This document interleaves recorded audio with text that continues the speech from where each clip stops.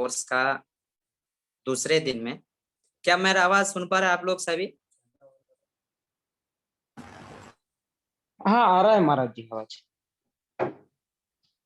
Okay okay okay.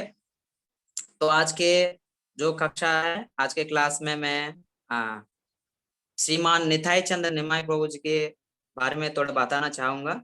आज के हमारे टीचर हैं निताई चंद्र निमाई प्रभु जी, एनआईटी दुर्गापुर से है।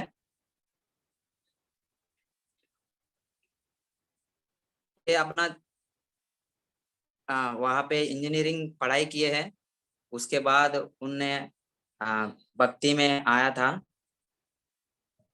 और भगवान की सेवा में वो पूरी तरह से अभी समर्पित कर दिया है अपने जीवन को। और वो हमेशा तन मन और धन से पूरा समय कृष्ण की सेवा में संलग्न रहते हैं।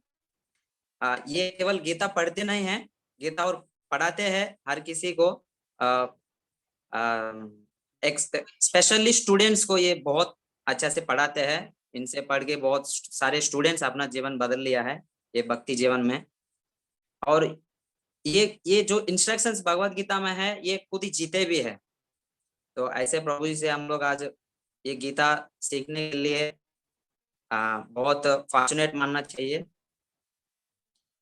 और ये जो भजन करते हैं एक्चुअल में इनके कीर्तन सुनने के लिए बहुत मीठा मीठा लगता है। आप लोग को भी ये मौका मिलेगा प्रभु का ये कीर्तन सुनने के लिए। और प्रभु जी का भक्ति में बहुत पावरफुल साधक है जिनके वाणी सुन के अन्य के लोगों का जीवन बदल आया है, जैसे मैंने बताया स्पेशली स्टूडेंट्स। तो फिर मैं अभी श्रीमान निताई चंद्र निमाई प्रभु जी को स्वागत करता हूँ अपना सेशन शुरू करने के लिए। हरे कृष्णा।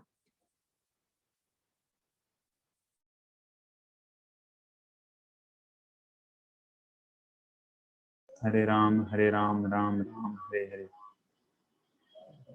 हरे कृष्णा। क्या मैं आप लोग सुन पा रहे हैं मुझे अच्छे से? अगर सुन पा रहे हैं तो चैट बॉक्स में लिख सकते हैं एवरीथिंग फाइन और EF।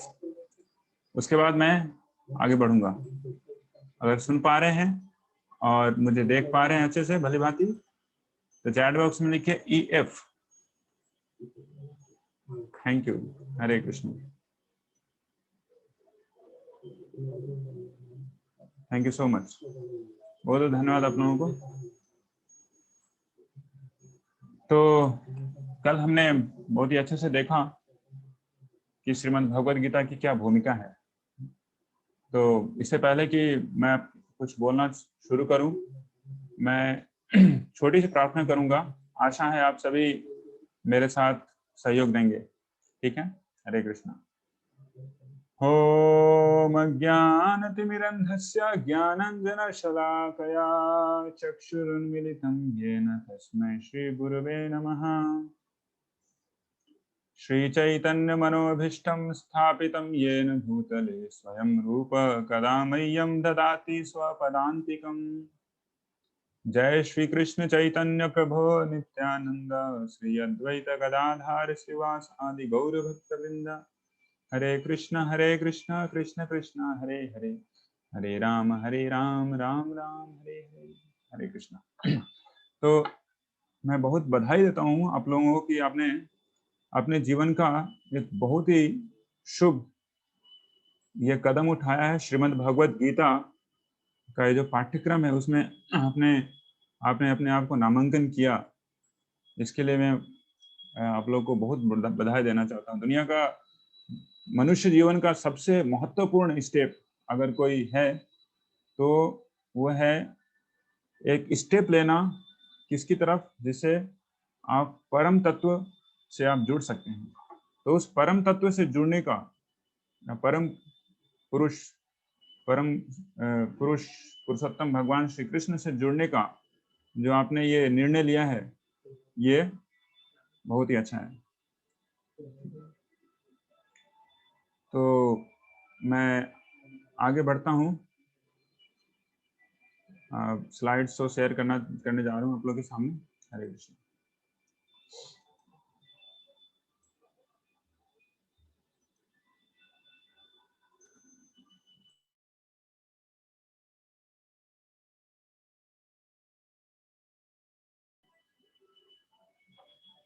तो भगवद गीता अध्याय 1, तो हम लोग परिचय, कुछ हमने परिचय कल भी देखा था और आज भी देखेंगे। भगवद गीता किसके लिए है ये देखेंगे, उसके बाद देखेंगे विषय वस्तु आज के अध्याय की, उसके बाद अध्याय का सारांश। तो भगवद गीता मनुष्य जाति के लिए एक बहुत ही बड़ा अनोखा उपहार कहा जा सकता है, क्योंकि भगवद गीता ऐसी धरोहर है जिस धरोहर से पुरातन काल 5000 साल से अब तक पूरी की पूरी मनुष्य जाति इससे दिशा निर्देश ले रही है।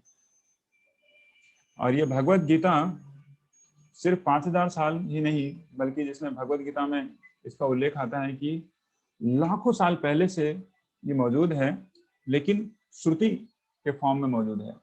मतलब गुरु और शिष्य की परंपरा में ये भगवद गीता प्राप्त हुई है। गुरु शिष्य को मुख से बोलते हैं और शिष्य अपने कर्णों से क्या करते हैं, वो श्रवण करते हैं। लेकिन इसका संकलन लिखित रूप में आज से 5200 साल पहले किया गया। तो अभी भी हम लोग देखते हैं दुनिया का सबसे पुराना रिटन स्क्रिप्ट है ये, और अभी भी कितना ये प्रासंगिक है। तो हमेशा से उपयोगी और हमेशा से प्रासंगिक श्रीमद् भगवद गीता। कभी भी कोई भी व्यक्ति पूरे ब्रह्मांड के किसी भी कोने में इस भगवद गीता को अगर अपने जीवन में लगाएगा तो वह तुरंत ही जीवन के जितने सारे उलझन है सबसे वो पार पाएगा। ये भगवद गीता मनुष्य के लिए अमूल्य धरोहर है और नित्य शरण्य है। अभी तक जितने भी व्यक्ति हुए, न जाने वो किसी भी कुल से हो, किसी भी जाति के हो, किसी भी प्रदेश के हो, किसी भी देश के हो, सबों ने भगवद गीता का शरण लिया है और उन्होंने एक अलग ही अनुभूति प्राप्त की है, एक अनंत और नित्य शरण का और शेल्टर का। तो भगवद गीता इस तरीके से हम देख सकते हैं कि कैसी अमूल्य धरोहर है। तो हम लोग बहुत जल्दी आगे बढ़ते हैं। पूरी की पूरी भगवद गीता का छोटा सा मैं परिचय देना चाहूंगा आप लोगों के सामने। भगवद गीता एक खजाने की संदूक के समान है। तो खजाने की संदूक शायद आप लोग देखे हो या ना देखे हो, लेकिन खजाने की जो संदूक है ये पुराने जमाने में लोगों के पास हुआ करती थी, है ना, एक खजाने की संदूक।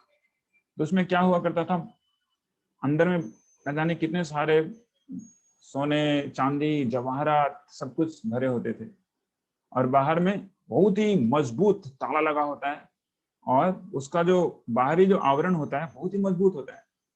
उसी तरीके से श्रीमद् भगवद गीता जो है ये एक ट्रेजर चेस्ट के समान है, जिसमें ऊपर वाला जो आवरण है वो ज्ञान योग है, नीचे का जो आवरण है, जो बेसिस है ना, जिसके ऊपर से पूरा का पूरा डब्बा बनाया गया है, संदूक का जो डब्बा बना है वो कर्म योग है, और अंदर में जो स्वर्ण आभूषण छिपे हुए हैं उस ट्रेजर चेस्ट में वो है भक्ति योग।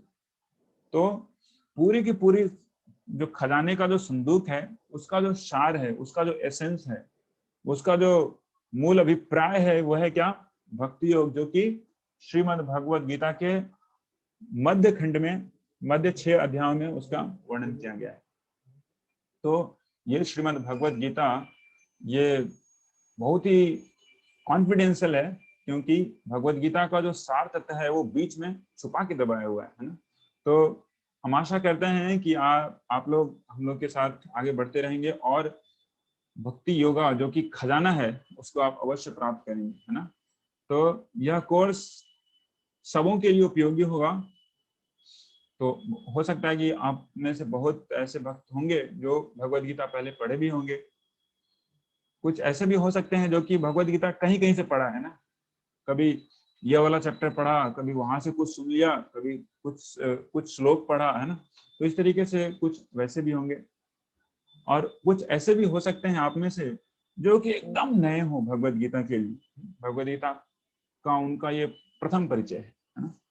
तो यह भगवद गीता अंततः तो आपको क्या प्रदान करेगी, वो है खुशी या आनंद। दो चीज है, खुशी और सुखी।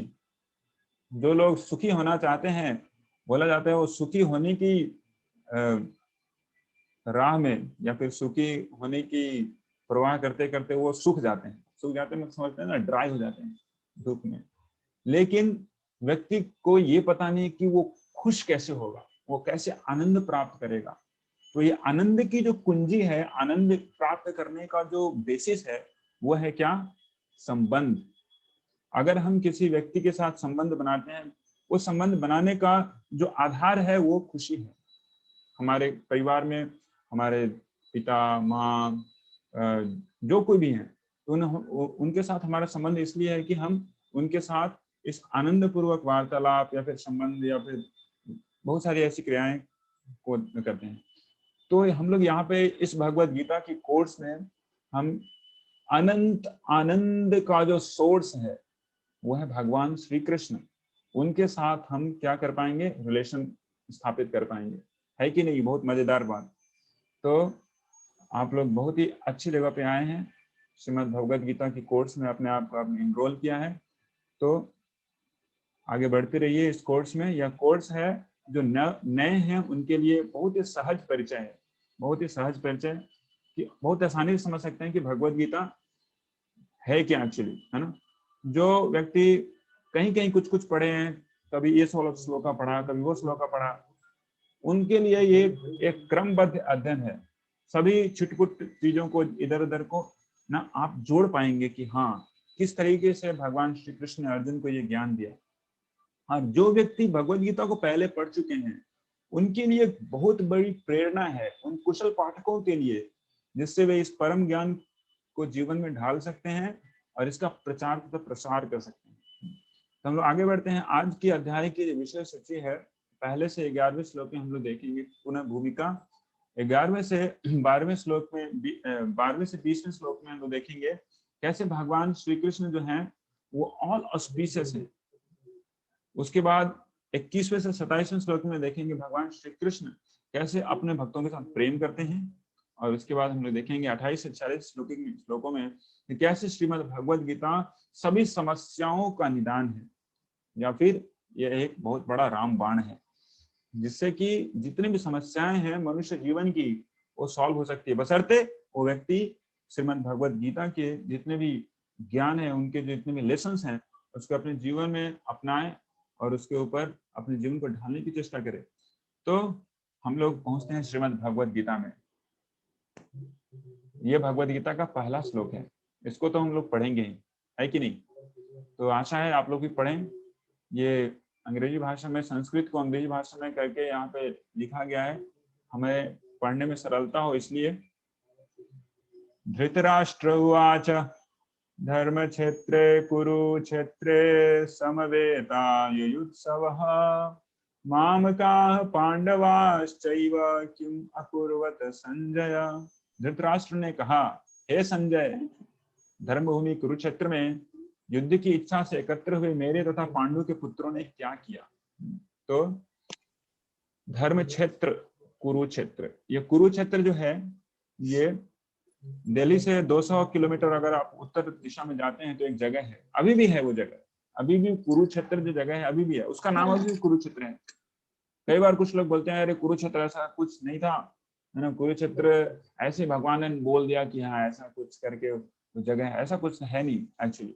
लेकिन कुरुक्षेत्र नाम का जगह अभी भी भारतवर्ष में है और उसे धर्म क्षेत्र भी कहा गया है।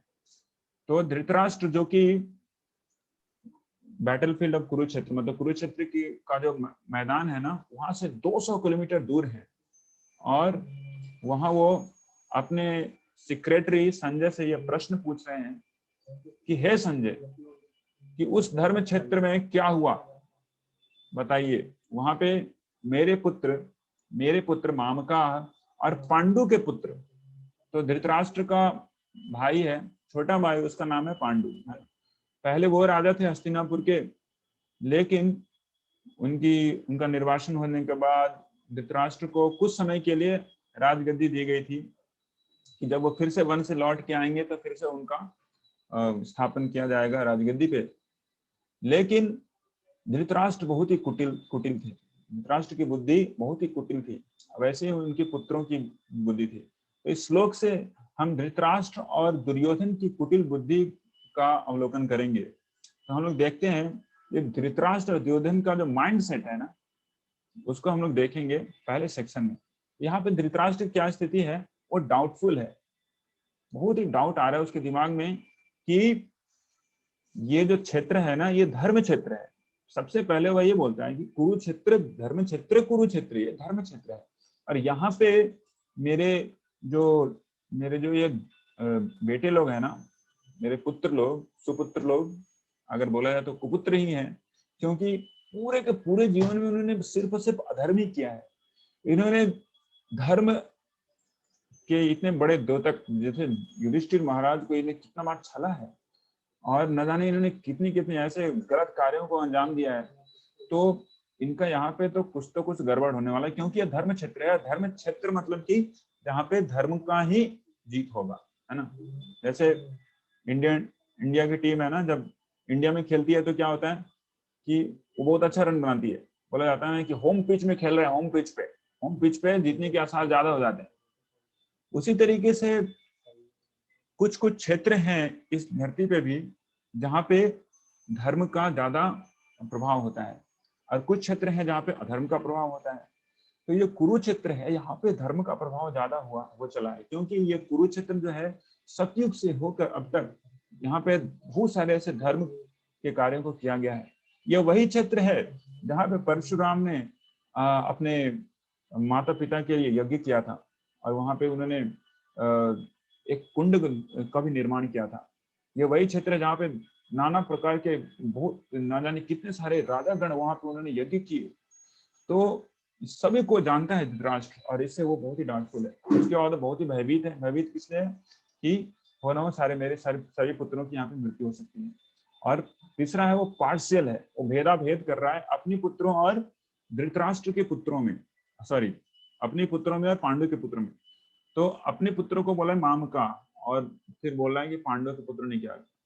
तो ये नहीं बोल रहा है कि हमारे पुत्र, क्योंकि जो राजा होते हैं, राजा के लिए प्रजा होती है, सभी बराबर होती है। ऐसा नहीं कि राजा अपने बेटों को अलग से बोलेगा कि मेरा बेटा है और वो उनके। तो ऐसे ये जो राजतंत्र है, इसके भी कुछ कोड्स हैं, वैदिक वेदस में इसका निर्णय, इसका वर्णन किया गया है।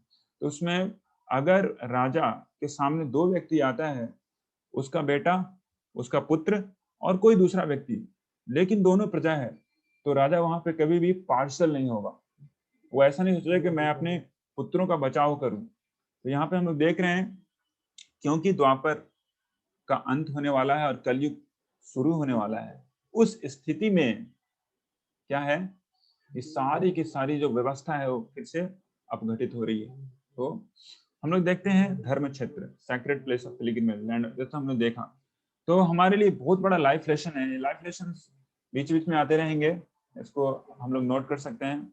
अगर आप धर्म की रक्षा करते हैं तो धर्म भी आपकी रक्षा करेगी। हमने देखा कि युधिष्ठिर महाराज सारे जीवन तक इन्होंने न जाने कितने सारे दुखों को सहा और हमेशा सदमार्ग पे चलते रहे, और हमेशा उन्होंने भगवान श्री कृष्ण और उनके जो गुरु थे धौम्य ऋषि, उनके कहने पे वो हमेशा न जाने कितने सारे अत्याचारों को उन्होंने सहा।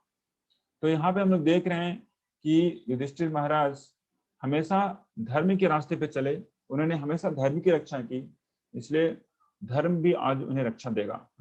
इसलिए बोला गया है धर्मो रक्षति रक्षितः। अगर आप धर्म की रक्षा करेंगे तो वही धर्म आपको रक्षा करेगा। तो ये जो अटैचमेंट है, फिर हम लोग देखते हैं कि युधिष्ठिर, जो धृतराष्ट्र है, अपने पुत्रों से बहुत ही ज्यादा आसक्त है, बहुत ही ज्यादा वो आसक्त है। आसक्ति कैसी है, वो मटेरियल आसक्ति है, उसके कारण वो बहुत ही ज्यादा डर रहा है। और तो हम लोग आगे बढ़ते हैं। दुर्योधन के जो मेंटेलिटी है यहाँ पे, दुर्योधन क्या है कि जब देखता है कि इतनी बड़ी बड़ी सेना यहाँ पे है, दोनों तरफ से, एक तरफ है उसकी सेना और दूसरी तरफ है पांडवों की सेना, और पांडवों की सेना को देख के दुर्योधन अपने रथ से नीचे उतरता है, और रथ से नीचे उतर के वो पहले अपने गुरु के पास जाता है। तो गुरु का नाम क्या है, द्रोणाचार्य। उनके पास जाता है, बोलता है कि हे द्रोणाचार्य, देखिए मेरी इस सेना को, कितनी महान सेना है हमारी, और ये सेना भीष्म के द्वारा रक्षित है, और देखिए हमारे सामने जो पांडवों की सेना कितनी नगण्य है, भीम के द्वारा रक्षित होगी, एक नंबर का मूर्ख व्यक्ति है। और हे द्रोणाचार्य गुरुवर, मैं आपको बता दूं कि ये जो सेना है पांडवों की सेना, ये आपके ही द्वारा शिक्षित शिष्य जिसका नाम है धृष्टद्युम्न, उसके द्वारा ये पूर्ण रूप से इसका संगठन किया गया है।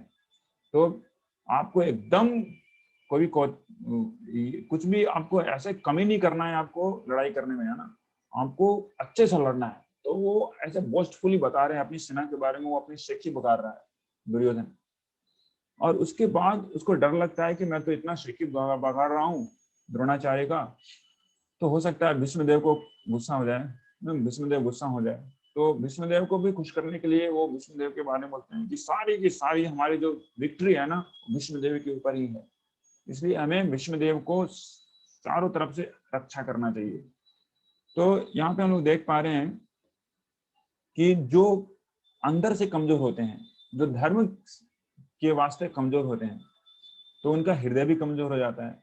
और उसके कारण क्या होता है कि वो अपनी बहुत शेखी बिगाड़ते हैं, सबों के सामने अपना बड़ा बड़ा बोलते हैं, अंदर में कुछ नहीं है, शक्ति कुछ नहीं है, लेकिन अपनी बहुत वो शेखी बिगाड़ते हैं। इसलिए हमें चाहिए कि हम सही रास्ते पे चलें, सब धर्म पे चलें, और इस तरीके से हम लोग इंटरनली शक्तिशाली हो पाएंगे। We can be internally very much strong in that way. और हमें बस शेखी बगाड़ने की जरूरत नहीं पड़ेगी दूसरों के सामने।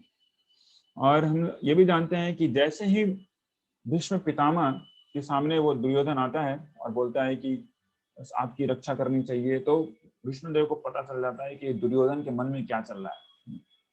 तो उससे बहुत ही कुपित हो रहते हैं, ऐसे भी कुपित रहते हैं, फिर भी उस समय भी वो कुपित रहते हैं, बहुत ही गुस्से हो जाते हैं विष्णुदेव कि ये दुर्योधन अभी भी यहाँ पे डिप्लोमेसी कर रहा है, यहाँ पे रणभूमि में भी आके ऐसी बातें कर रहा है। तो वो आवने देखते हैं, ताओ क्या करते हैं, अपने शंख को उठाते हैं, जोर से शंखनाद करते हैं, पूरा का पूरा जो कुरुक्षेत्र होता है गुंजायमान होता है। घोषोधार्त राष्ट्राणां हृदयानि वेदारयत् नभश्च पृथ्वीं चैव तुमुलो अभनुनादयन्। तो जब भीष्मदेव शंखनाद करते हैं, उसके बाद पांडवों की सेना में भगवान श्री कृष्ण स्वयं अपने जो शंख है उसका नाद करते हैं, पांचजन्य, और जितने भी पांडव होते हैं सभी शंखनाद करते हैं। और इस तरीके से ऐसे शंखनाद को सुन के पांडवों की, कौरवों की सेना में बहुत ही भय का वातावरण फैल जाता है। तो वहां पे आचार्यगण बोलते हैं कि जीत की सारी वहां पे जो लक्षण है वो दिखाई देने लगती है। तो सारे जीत के लक्षण यहाँ पे बताए गए हैं, क्या क्या जीत के लक्षण, क्योंकि जितने भी सारे दिव्य जो शंख हैं उसका नाद होने लगा। भगवान श्री कृष्ण वहां पे स्वयं मौजूद थे, और अर्जुन के रथ के ऊपर हनुमान जी निवास कर रहे थे। जहाँ पे भगवान श्री कृष्ण माधव निवास करते हैं, वहां पे माता लक्ष्मी हमेशा निवास करती है। और साथ साथ में अर्जुन के पास एक बहुत ही दिव्य रथ था जिसका नाम था जो कि अग्निदेव के द्वारा दिया हुआ था। तो इस तरीके से सारे के सारे जो जीत के लक्षण थे वो वहां पे पांडवों के लिए मौजूद थे। तो ये सारे जो शंख है ना, उनके नाम यहाँ पे दिए हुए हैं, आप लोग नोट कर सकते हैं। भगवान श्री कृष्ण ने पांचजन्य नाम के शंख का नाद किया, अर्जुन ने देवदत्त नाम के शंख का नाद किया, युधिष्ठिर ने अनंत विजय, भीम ने पौंड्र, नकुल ने सुघोष और सहदेव ने मणिपुष्पक। इस तरीके से सभी शंखों का जो नाम है वहां पे बताया गया है।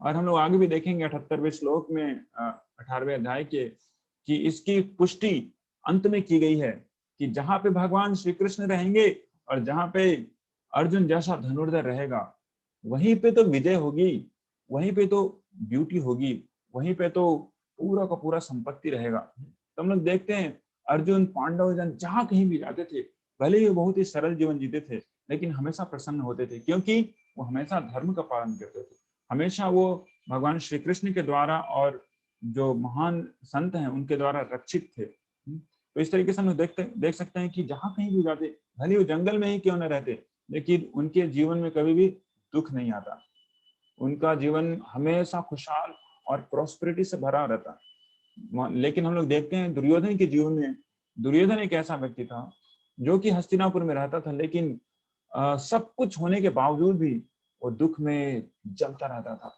तो हम लोग समझ सकते हैं कि ये दो जो स्थिति है, दुख और सुख की जो स्थिति है, ये स्थिति हम कितना धर्म के पास हैं या फिर धर्म के रास्ते पे चल रहे हैं उसके ऊपर डिपेंड करता है। तो लाइफ लेसन हमारे लिए है, अगर भगवान श्री कृष्ण किसी की रक्षा के लिए अगर तत्पर हैं तो पूरे ब्रह्मांड की कोई भी शक्ति उसका बाल बांका नहीं कर सकती।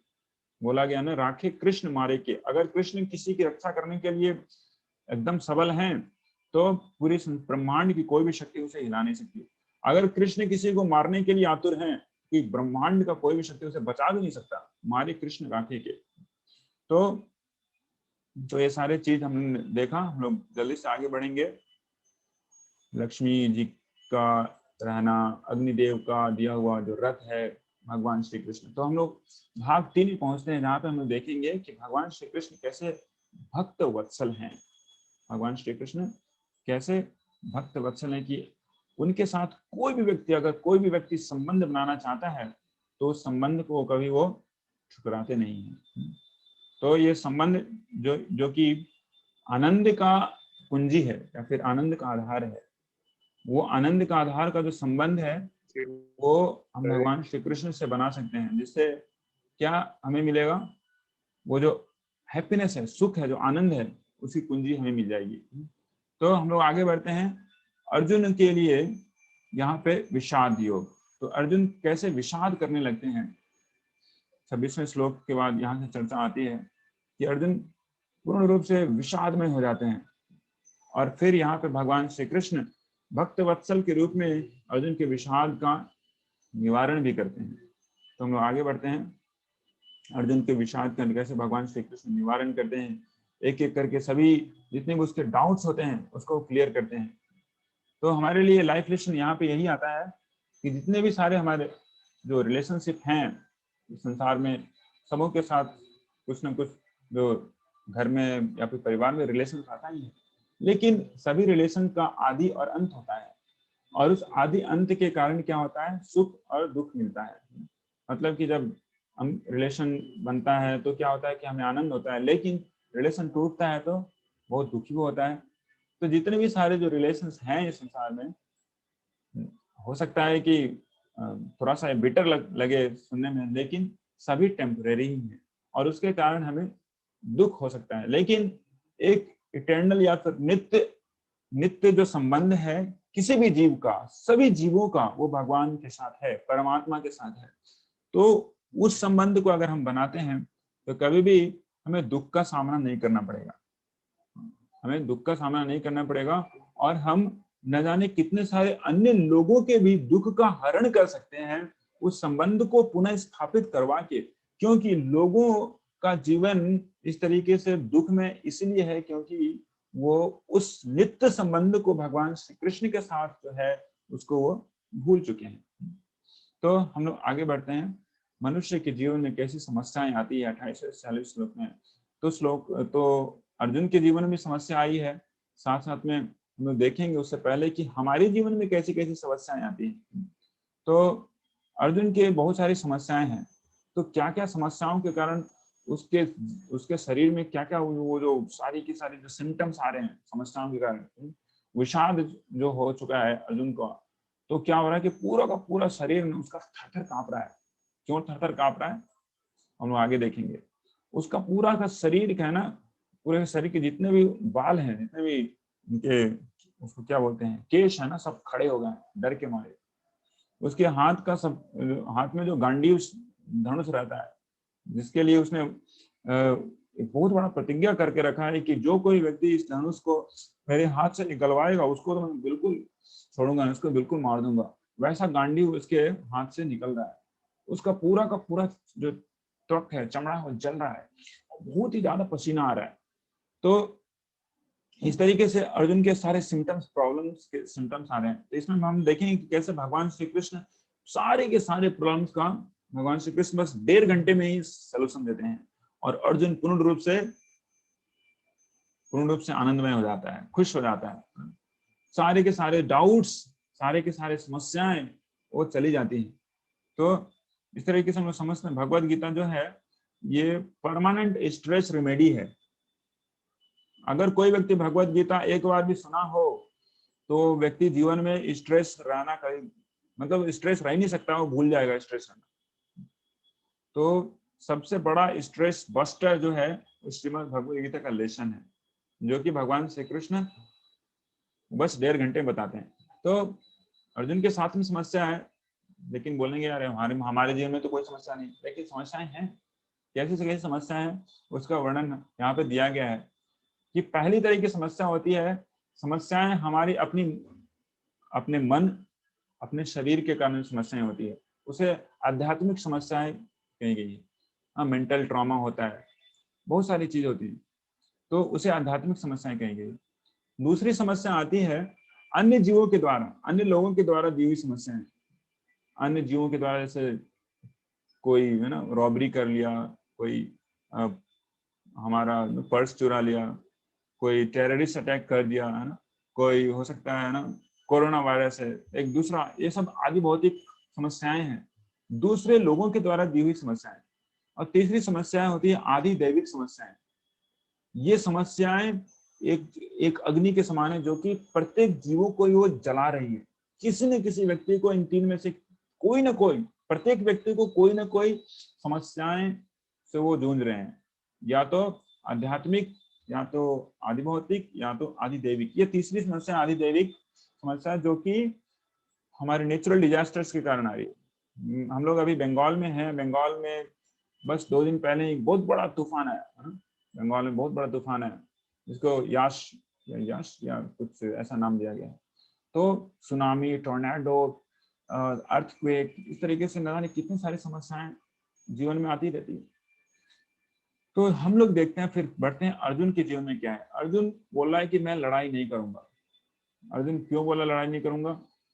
वो सोच रहा है कि मेरे सारे जो रिलेटिव्स हैं इस लड़ाई में मारे जाएंगे। तो वो रिलेटिव्स को देख के सोच रहा है कि मेरे सारे रिलेटिव्स हैं, मेरे ससुर, मेरे गुरु, मेरे ग्रैंडफादर, मेरे चाचा, मेरे अंकल, सब लोग यहाँ पे है। तो इनको देख के वो छवि बहुत ही क्षुब्ध हो रहा है कि इनको हमें मारना पड़ेगा, कभी हमने जीवन में नहीं सोचा था। उस तरीके से उसके बाद वो सोच रहे हैं कि अगर इनको मैं मार दूंगा तो मैं लड़ूंगा क्यों? अगर मैं मार भी देता हूँ सबों को और मैं राज्य जीतता हूँ, राज्य जीतने के बाद मैं किनके साथ मजा करूंगा? अपने राज्य की जो खुश है उसको मैं किसको बताऊंगा कि मैं कितना खुशहाल हूँ, है ना। जब कोई राज्य करता है तो उसके साथ प्रजाएं होती हैं, उसके साथ उनके जो रिलेटिव्स होते हैं वो साथ में रहते हैं, तो राज्य का भोग करने में क्या होता है, मजा आता है। लेकिन अर्जुन बोल रहे हैं कि नहीं, अब सब लोग रहेंगे नहीं तो राज्य भोग करने से क्या फायदा। उसके बाद तीसरी उनका जो रीजन है, कारण है, वो बोलते हैं भगवान श्री कृष्ण को कि मैं नहीं लड़ूंगा, हे भगवान मैं नहीं लड़ूंगा। बोलते हैं कि इतने सारे लोगों की मृत्यु होगी तो बहुत सारे पाप को मैं करूंगा और उस पापों से मैं बच नहीं पाऊंगा। तो वो डर रहे हैं पाप से। उसके बाद उनका जो चौथा रीजन है वो है कि अगर सारे लोग, जितने भी पुरुष हैं, वो सभी मर जाएंगे, मृत्यु को प्राप्त करेंगे, तो जितना भी जो फैमिली ट्रेडिशन है, परिवार का जो ट्रेडिशन, फैमिली के ट्रेडिशन होते हैं सनातन धर्म में, कुल धर्म कहा जाता है जिससे, तो वो सब कुछ क्या होगा, विनष्ट हो जाएंगे। और उसके कारण क्या होगा, जितने भी पितर हैं सबों का फिर से पतन हो जाएगा।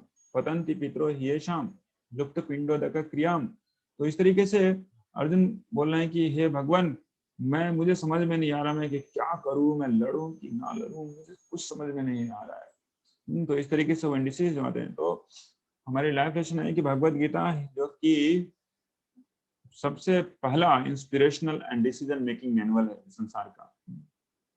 तो अगर हमें डिसीजन मेकिंग में समस्या आ रही है तो एक बार भगवत गीता लगा दीजिए, तो सारे के सारे डिसीजन हम क्लियर हो जाएंगे, कोई भी डाउट नहीं रहेगा हमें कैसे आगे बढ़ना है।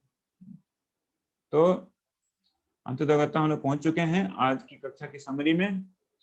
हम लोग अध्याय 1 में क्या क्या देखा हमने, पहले से 11वें श्लोक में हमने देखा भूमिका, जिसमें हमने देखा कि धृतराष्ट्र और दुर्योधन ये दोनों की मेंटालिटी है वो कैसे विशियस मेंटालिटी है उनकी, उसको हमने देखा। उसके हमने देखा कि कैसे भगवान श्री कृष्ण ऑल ऑस्पिशियस हैं, उनकी उपस्थिति मात्र से ही जितने भी विजय के लक्षण हैं, पांडवों की विजय के लक्षण वहां पे प्रस्फुटित हो रहे हैं, वहां पे दिख रहे हैं। 12वें से 20वें श्लोक में हमने देखा 5 तरह के जो लक्षण हैं जीत के, वो पांडवों के सामने नजर आ रहे हैं और संजय उसको देख के धृतराष्ट्र को बोल रहे हैं। उसके बाद भगवान श्री कृष्ण अपने भक्तों की प्रेम से, भगवान श्री कृष्ण अपने भक्तों के प्रेम से वो जीत लिए जाते हैं। उसमें हमने देखा कि कैसे भगवान श्री कृष्ण अपने भक्त का, अर्जुन का, वो एक चैरिटियर या फिर सारथी बनते हैं। अपने भक्त का वो सारथी बनते हैं। सारथी बनना मतलब समझ सकते हैं कितना निकृष्ट कार्य है। जैसे अगर आपके पास कोई कार है और कार में कार है तो साथ आप ड्राइवर बैठना चाहेंगे, है कि नहीं? तो ड्राइवर की क्या औकात होती है ना? जो सपोज आपके पास मर्सिडीज बेंज है, आपने ड्राइवर रख लिया है, आप एक दिन नहीं बोल सकते कि यार ड्राइवर आप बैठ जाओ पीछे, मैं चलाऊंगा आज। कोई नहीं बोलता ऐसा। लेकिन परम पुरुषोत्तम भगवान श्री कृष्ण वो पूरे ब्रह्मांड के स्वामी हैं, फिर भी वो अपने भक्त अर्जुन को बोल रहे हैं कि अर्जुन तू पीछे बैठ, मैं चलाऊंगा आज। तू पीछे बैठ, मैं आज रथ चलाऊंगा। सारे के सारे जितने भी 18 दिन की लड़ाई होगी ना, मैं चलाऊंगा रथ। तो ये स्थिति इसलिए है क्योंकि भगवान श्री कृष्ण भक्त वत्सल है और भगवान श्री कृष्ण अपने भक्तों के साथ जो उनका संबंध है उसको कभी वो भुलाते नहीं है। उसके बाद हमने देखा 28 से 40 श्लोक में मनुष्य की कितनी सारी समस्याएं आती हैं। जैसे अर्जुन के जीवन में ऐसी समस्याएं आई, 3 तरह की समस्याओं का वर्णन किया हमने। और उसके बाद अर्जुन 5 ऐसे रीजंस देते हैं जिसके लिए वो बोलते हैं कि मैं लड़ाई नहीं करूंगा। तो इस तरीके से हम लोग यहीं पे आज का अध्याय समाप्त करते हैं। अध्याय 1 जिसमें हमने देखा अर्जुन का विषाद, अर्जुन को पूरी की पूरी जितनी सारी जो उनके सामने इतनी बड़ी सेना वहां पे खड़ी है, उसको देख के उन्हें जो भय हो रहा है, इंडिसिसिवनेस हो रहा है, वो डिसीजन नहीं ले पा रहे हैं कि क्या करना नहीं करना है। तो उसके बाद भगवान श्री कृष्ण कैसे उनको डिसीजन लेने सिखाते हैं, कैसे उनके सारे लैमेंटेशन, सारे विषाद को दूर करते हैं। तो ये दूसरे अध्याय से हम लोग देखेंगे एक एक करके। और ये जो दोनों का जो वार्तालाप है ना, बहुत ही रोमांचकारी है, बहुत ही आनंदमय होने वाला है। तो हमारे साथ बने रहिए पूरी की पूरी भगवद गीता कोर्स के लिए। हरे कृष्णा कृष्णा कृष्णा हरे हरे, हरे राम राम राम हरे हरे। तो अगर कोई प्रश्न है आपके पास तो आप लोग है ना चैट बॉक्स में लिख सकते हैं और आप अपने आप को अनम्यूट भी कर सकते हैं और बोल सकते हैं। हरे कृष्णा।